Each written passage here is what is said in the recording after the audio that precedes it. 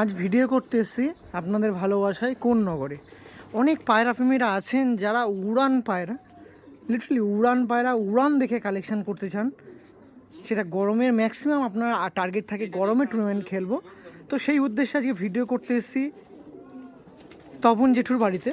তার কাছে অনেক উড়ান পায়রা, ম্যাক্সিমাম সেগুলোর তিনি টুর্নামেন্টে পার্টিসিপেট করিয়েছে। সেই সমস্ত পায়রা আজকে ভিডিওর মধ্যে তুলে ধরা থাকবে, সেগুলো পুরো টোটালি সেল পারপাসের মধ্যে থাকবে, সেগুলো আজকে দেখাবো। যার মধ্যে তো লফটে এমন এমন পায়রা আছে দেখুন, যেগুলো উড়ে ডানা পুরো ঝলসে গেছে, দেখবেন একটু দেখাই।